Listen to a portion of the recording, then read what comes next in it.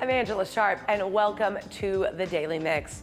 Of course, we have to start with some sad news today. I'm sure by now you've already heard.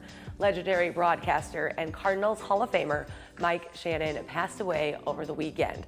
I mean, so many people straight away took to social media with some of the very funny sayings he has said over the years. Of course, a lot of those had to do with, drinking a frosty cold one, or even, looking at the moon. Oh, in St. Louis, I wish you could see the moon tonight.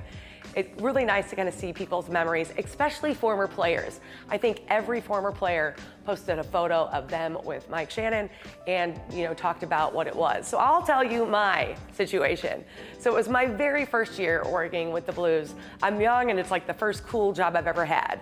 And they didn't give me any preseason games that year. They just set me out on home opener. And when I got to the rink, they were like, oh, and by the way, you're gonna interview Mike Shannon. Well, I knew I had to do a great job with that.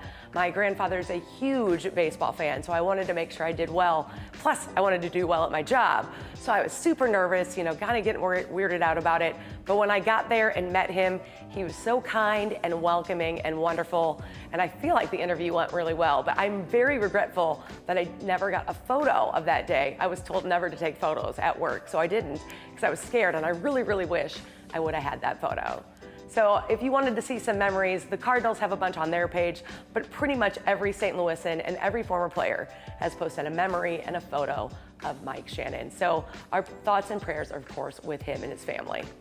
Now, later on in today's show, I'm going to catch you up on what happened for Cruisin Lindbergh. Since I work there and I'm kind of a part of it, I figure I need to let you know what happened, what went on, and how much money we raised. That's going to happen a little bit later on.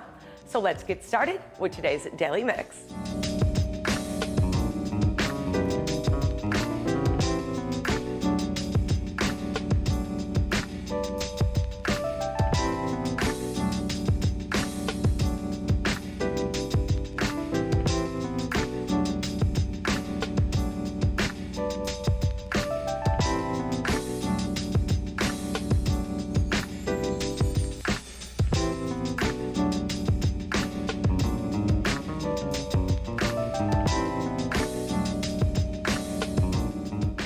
St. Louis is currently in the running for the most walkable city in the U.S.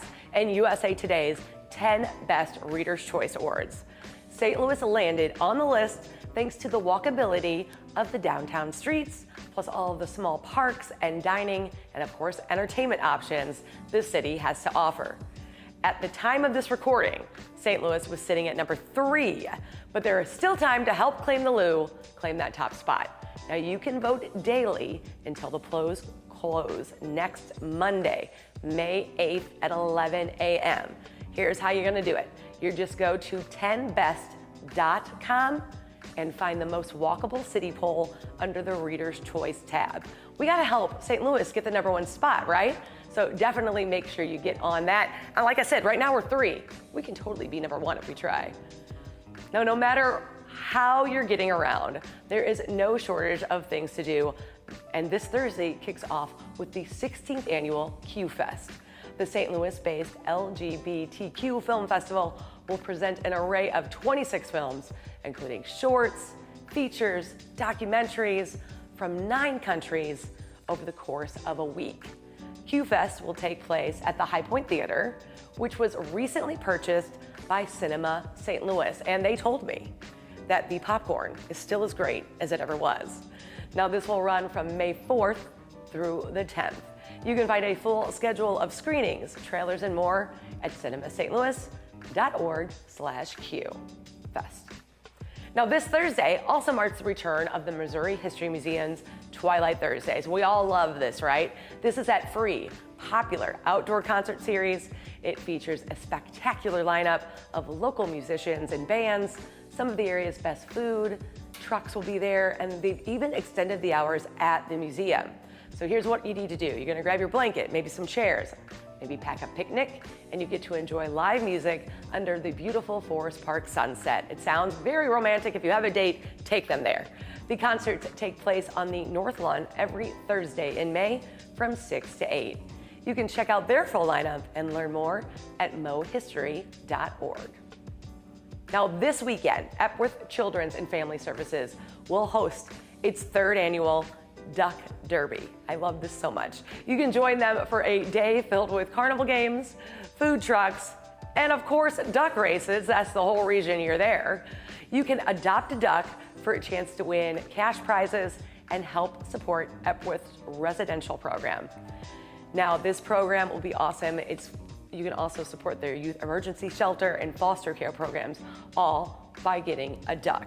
Now, the duck races will go down the creek on Epworth's campus this Saturday, May 6th. Ducks can be adopted now through noon on Saturday. To learn more, go to epworth.com/duckderby. Of course, that's its third annual one. I've talked about it every single year. I've yet to make it there, but every time I see those photos, it makes me so happy. All those ducks floating down the creek, it sounds like a good time. Another fun event for another good cause this week is the 26th annual St. Louis Microfest. The festival offers 2 sessions featuring more than 125 craft breweries, local food vendors, entertainment by Steve Ewing in the afternoon and Chris Shepard Band in the evening, and a 5K micro run to kick things off in the morning. Proceeds benefit Lift for Life Gym, helping support the nonprofit's summer and fall programs. St. Louis Microfest returns to Forest Park in the Upper Muni parking lot this Saturday, May 6th. You can find all the details, including featured breweries and entertainment, the micro run, and more at stlmicrofest.org. Like Ladue Taco and the new Ladue Taco Cantina are teaming up on Friday for what else? Cinco de Mayo celebration to benefit Pedal the Cause. Come on out for Margaritas for a cause and enjoy great food, drinks, games, prizes, live music, and celebrity guests like Andy Cohen, Julie Buck, Louie, my favorite, and the mayor of Ladue. It all takes place this Friday, May 5th from 4 to 8 at Ladue Taco. Check out the Margaritas for a Cause event page on Facebook for more information. Now, I started already. I can't not keep going, right? Speaking of Cinco de Mayo, the popular Cherokee Street Festival returns on Saturday. More than 100 vendors will pack Cherokee Street this weekend with everything from traditional Mexican street food and margaritas to sweet treats, clothing, face painting, and more. I love this every year. I'm so excited it's back. The free festival will also feature 2 grand stages with a variety of live music and entertainment all day long. Plus, and this is amazing, a mechanical bull, live wrestling, the People's Joy Parade, and a kids zone, and so much more. I've got to tell you, the first time I went down there, the wrestling threw me off a little bit, but it's way fun to watch. The festival will take place this Saturday from 11 to 8 on Cherokee Street between South Jefferson and Nebraska. Check out Cinco de Mayo, STL.com for all those details. Now, if you're thinking more relaxing style, maybe you're not looking to get out and about, how about the third and final installment of Marvel Studios franchise, Guardians of the Galaxy? I've never seen any of these movies, but this apparently is the last one. It is set to hit theaters later this week. Volume 3 picks up with the team still dealing with the loss of one of their own and rallying to protect another Guardian and defend the universe at the same time. Take a look. We were gone for quite a while. But no matter what happens next, the galaxy still needs its guardians. Hello, we come in peace.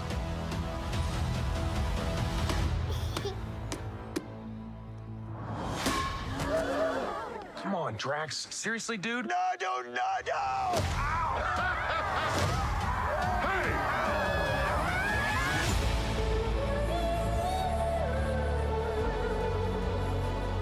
Don't forget where we came from.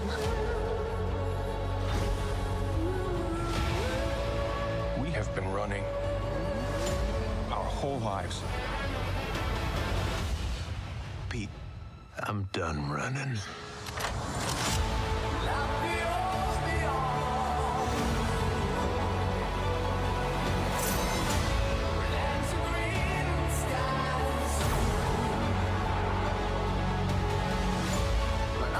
we'll all fly away together. One last time. Into the forever and beautiful sky.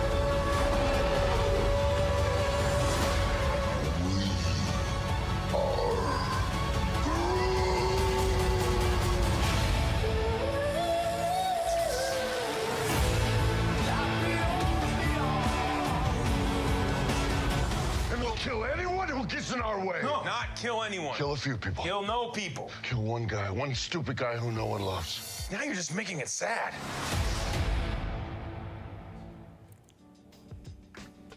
Guardians of the Galaxy, the third installment. I don't know, I haven't seen any of them, but I know a lot of people really, really love those movies. So if you're one of those people that's coming out later in the week, you definitely are gonna wanna check that out.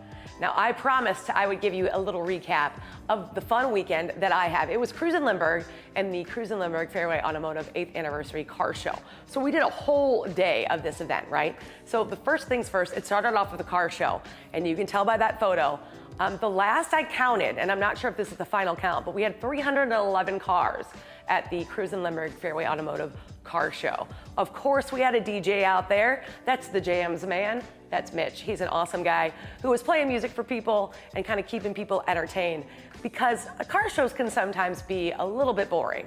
But we had a kid zone with some kid-friendly things like Hot Wheels and stuff. I was there, of course, interviewing some of the sponsors. That Jim Avery from Avery Injury Law, he was one of the major sponsors. I was able to interview him, kind of figure out why he was there. But most importantly, the money was for the Thompson Foundation. All the proceeds for the car show went to the Thompson Foundation. There we go. That's what I was hoping for. So that is Miles. He works with the Thompson Foundation. And we raised, all together, everybody who showed up, checked their car in, donated money, all of that, over $15,000 for the Thompson Foundation. So it was a good day overall. Let's see that next photo. All right, so this is some of the people that helped put it on. Fairway Automotive, Lindsay, Jason LeCavalier, who you've seen on this show before, is kind of the head guy. He's Mr. Cruisin Lindbergh, if you will, and so we had fun there. And of course, the car show, if you see in the distance, you'll see a whole lot of Firebirds. That's because the Firebird Club that I'm a part of, the I-55 Club, they all showed up. I think we had about 30 different Trans Am's Firebirds Formula Firehawks that showed up all together, so that was a ton of fun as well. And then, of course, we won an award for that, right? There is me and the I-55 Club with our big prize for best attendance in show, which was so much fun. And now I think we're gonna get to show you some of those other photos. It's just some of the fun we had there. But there's also, like I said, a kids corner, which I thought I had. There's me with a trophy.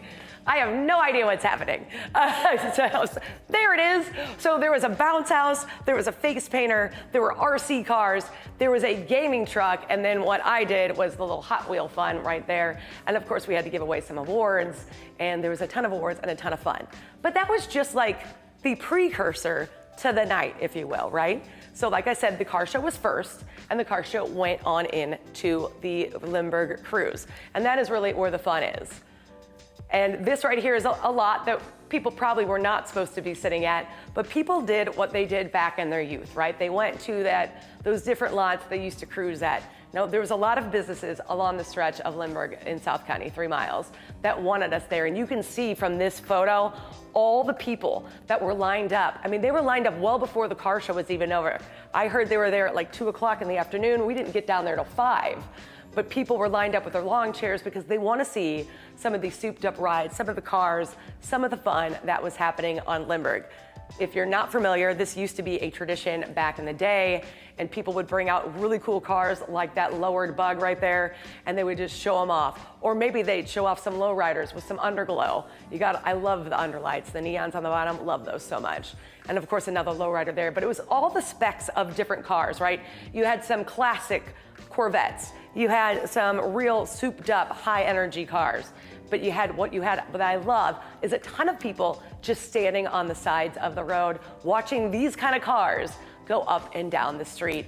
And who am I gonna end with? But that's me right there, cruising some Lindbergh. So we had a great time. Most importantly, we raised over $15,000 for the Thompson Foundation. And you get to see really cool stuff that you don't get to see often, like what is happening with these hydraulics right there. You gotta love that, right? So it was a great time. Make sure you're following the Cruisin Lindbergh page on Facebook so you can keep up with the next one. It will be in July. I don't know if you can tell how much I have with it, but I have a great time with it, so definitely check it out. And after you check them out, make sure you check us out on Facebook, YouTube, Twitter, and Instagram. You can drop us a line at thedailymix@stltv.net. We want to hear from you. That's going to do it for the Daily Mix, but keep it right here on STL TV and Experience St. Louis. We'll see you next time.